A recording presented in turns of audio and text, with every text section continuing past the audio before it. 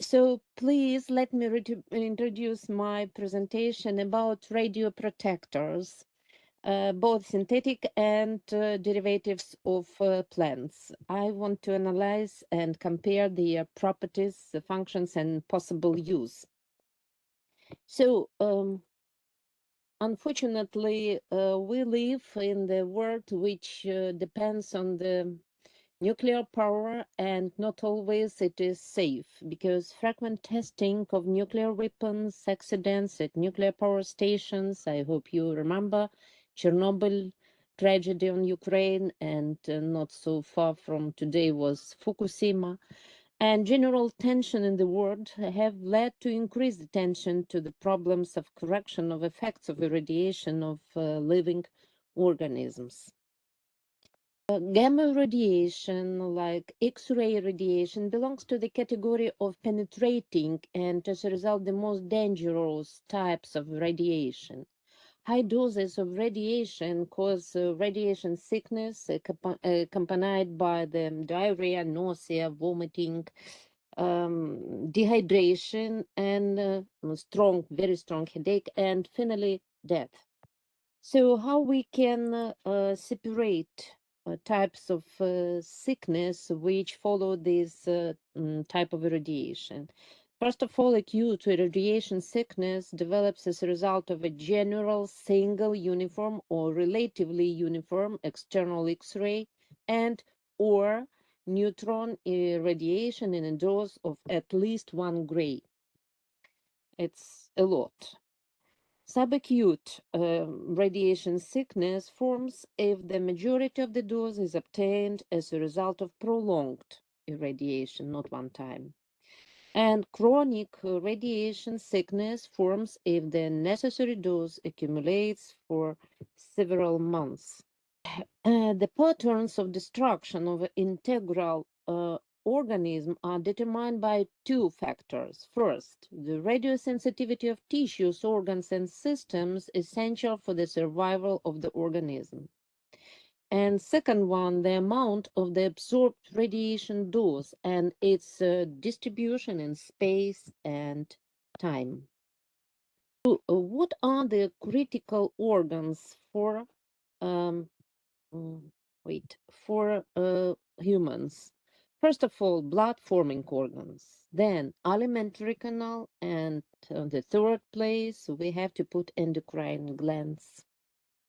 The most radiosensitive organs are, first of all, lymphoid organs, then red bone marrow, then gonads, and small intestine. As you see, intestinal tract presence in both groups. So we have to say that it is life limited, really, organ because in the case of insufficiency of that, time of the life of irradiated patients will be very short. Maybe you know that really very severe diarrhea because of the desquamation of enterocytes lead to the dehydration and very fast death. Therefore, we focus on uh, um, maybe effects of radiation on small intestine. And from this point of view, we try to talk about the possible prevention of these effects and mm, how we can remove these effects. So irradiation in small doses, much more less than 1 gray, depletes the adrenal system and causes damage to the genome. Thus, the effects of irradiation are manifested in several generations of posterity of the affected organism in the form of delayed growth and development, impaired functions of the genital urinary system, heart disease, memory impairment, and associative thinking, increased fatigue, and other. Therefore, the search for the socially adapted methods for the correcting of the effects of irradiation of living organisms is still actual. And next one, please.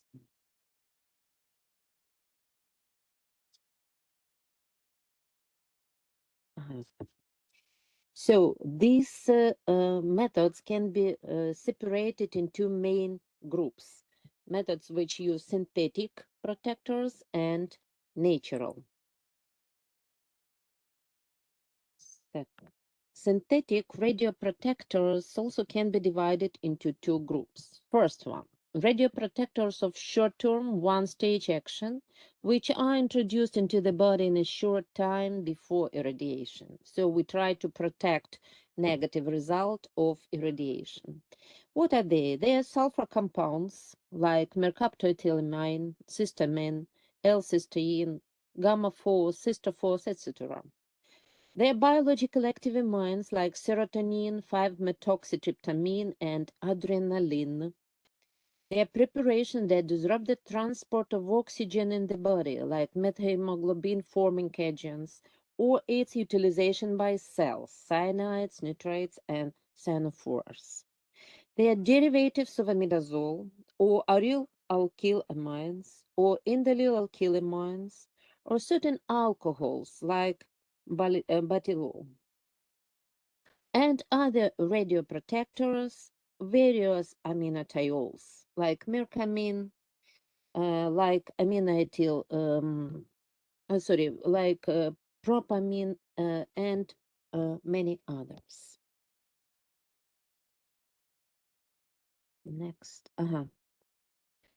How they work? What is the mechanism of the effect? There are four basic hypotheses of the mechanism of action of radioprotectors of this group. First one, radioprotectors cause a temporary decrease in the oxygen concentration in the tissue. It helps in reducing the possibility of formation of oxidizing radicals and peroxides during irradiation. Really, these radicals and peroxides ruin our membranes and lead to the death of cell and finally organism. Second one, radioprotectors can cause inactivation of free radicals also. Sulfur-containing radioprotectors are able to bind radicals formed during radiation exposure. As a result, the oxidizing radicals don't affect the cell molecules. Third moment, radioprotectors can protect critical cell molecules, like sulfur-containing radioprotectors react with sulfhydryl groups of biologically important molecules, like dehydrogenases, for example, and thereby shield them from the action of ionizing radiation.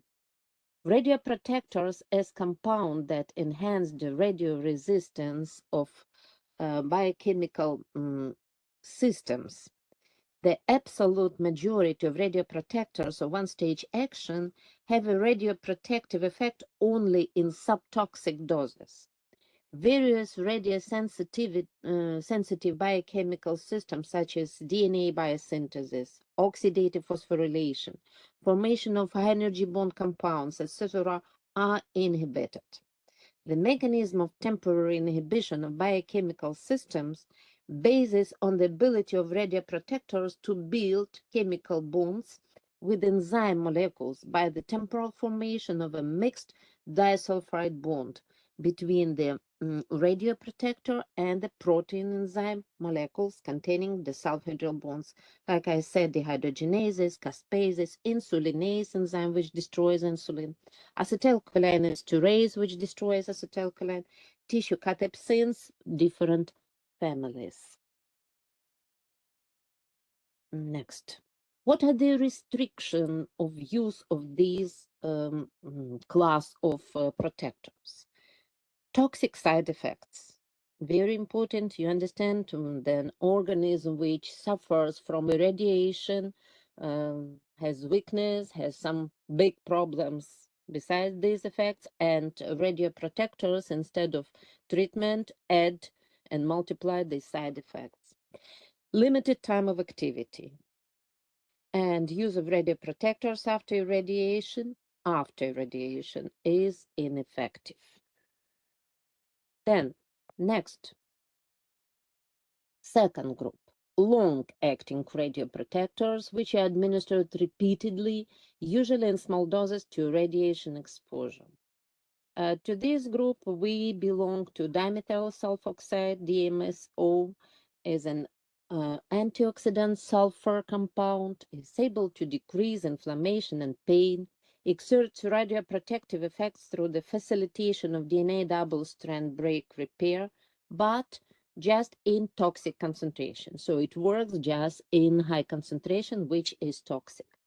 Calcium and magnesium as an antagonist of strontium.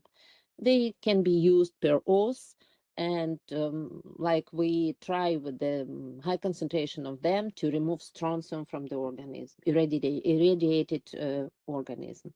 Amifostine and zeolites and other clays like kaolin, red clay, bentonite, fuller's earth, and French green clay as an absorbance of radionuclides use per os.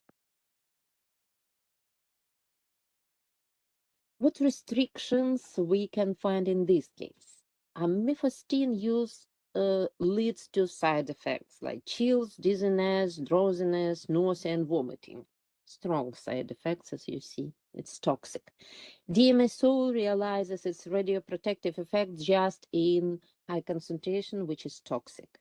Clays and zeolites, calcium and magnesium can work, but we cannot use them every day. Summing up, we are forced to state the fact that there is no effective and safe synthetic radioprotector.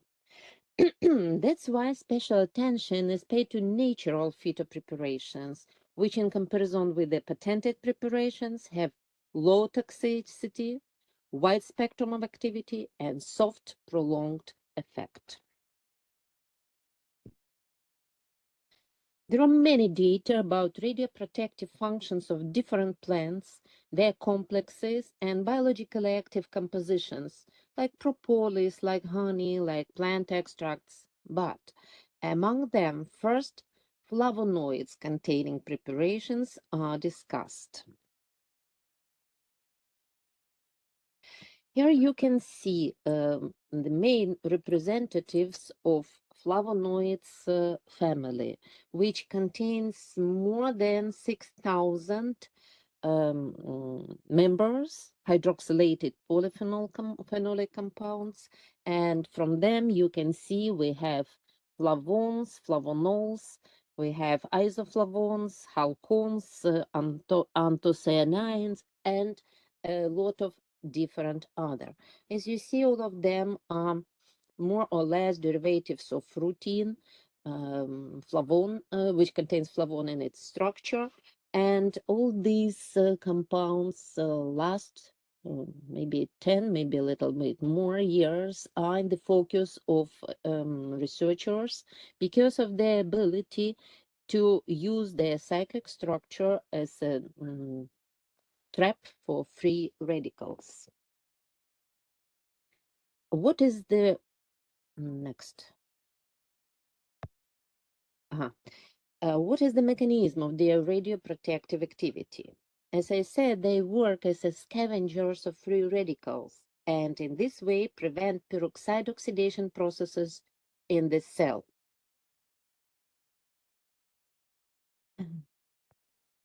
Next. Uh-huh.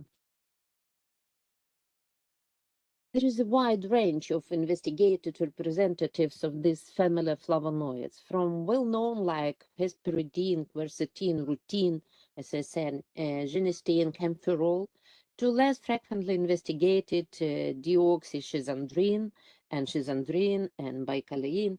So a lot of plants contain these flavonoids. Many of them realize radioprotective effect through an increase in the survival of, increase, yes, in the survival of irradiated animals, a decrease in the frequency of micronuclei in human lymphocytes, in reducing damage to chromosomes and membranes, and in improving immune system functions.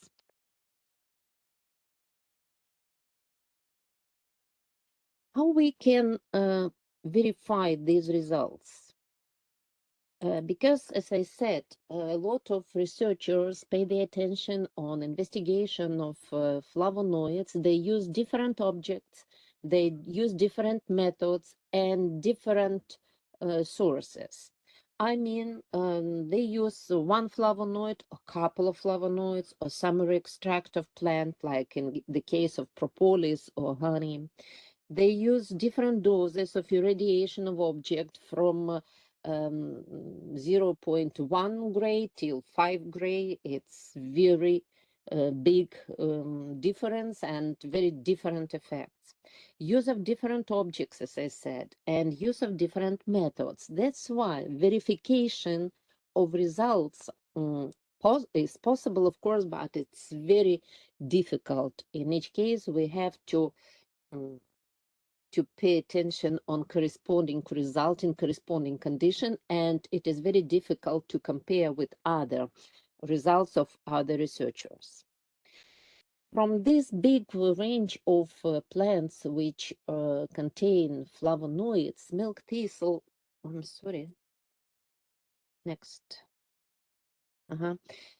Milk thistle fruits attract our attention for last maybe 30 years because it is really a very rich source of biologically active compounds such as flavonolignans. You see it contains, I mean seeds, fruits of milk thistle, contains around 3% of flavonolignans, collectively referred to as silymarin.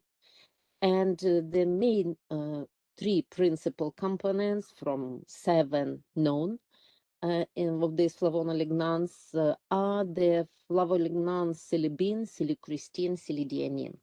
Besides that, in the content of seeds, also we can find till 30% of fixed oil, which mainly contain, you see, 60% of this oil is linoleic acid, unsaturated acid, which is very important for formation of our phospholipids.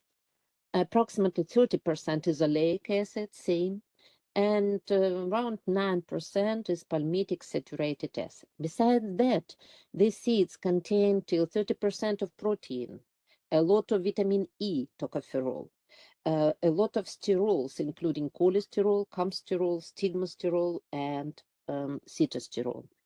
Important alkaloids, saponins, mucilage, organic acids, vitamins, both water and lipid soluble, bitterness, biogenic amines like tyramine and histamine, resins, as well as very important micronuclear nutrients like iodine, zinc, selenium, calcium, phosphorus, chromium, boron, etc.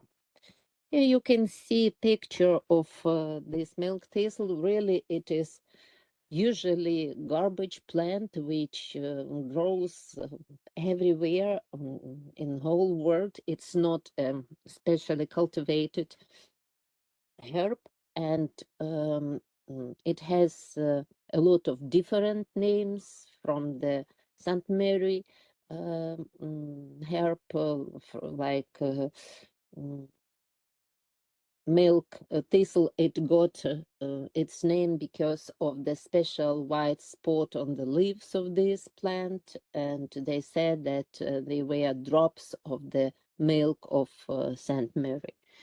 Maybe because from last 2 centuries we know about hepatoprotective function of this herb, about other functions we just now try to find out. Due to the complex of these components of milk tea fruits, we can say that they're able to cause a cytoprotective effect. In the base of the properties of primary silymarin, there are mechanisms of action such as obstructing the activity of the free radicals, like catching them in the trap, scavenging, inhibition of peroxide oxidation of lipids, and counter the depletion of glutathione resources, which is used in the activity of glutathione peroxidase, glutathione reductase system, a very strong antioxidant system of our organism. Silymarin increases the activity of superoxide dismutase, catalase, and glutathione reductase.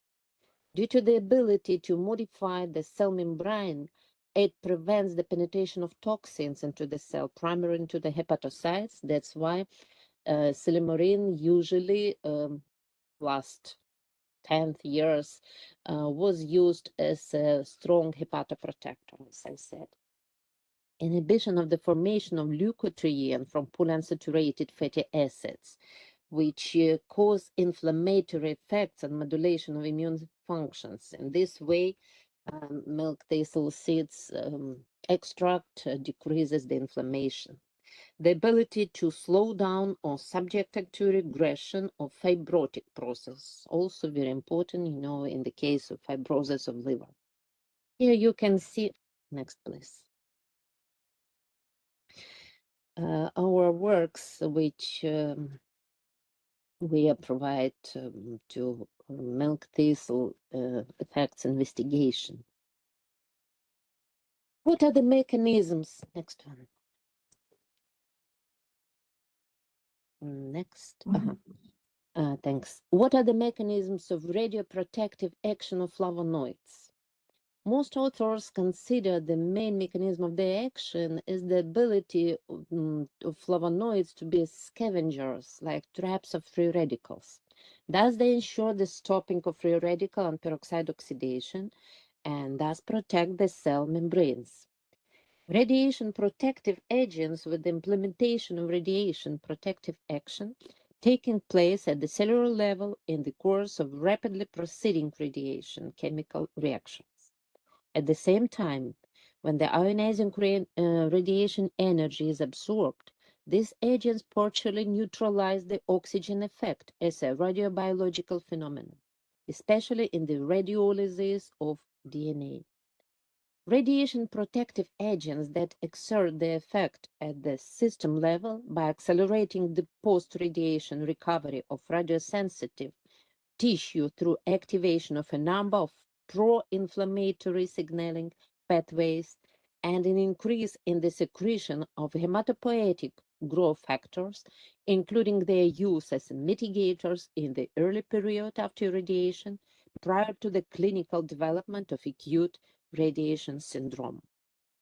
Radiomodulators, including drugs and nutritional supplements that can elevate the resistance of the organism to adverse environmental factors, including exposure to ionization by means of modulating the gene expression through a homeostatic effect of small doses of stressors, and a substrate maintenance of adaptive changes resulting in the increasing of I'm sorry.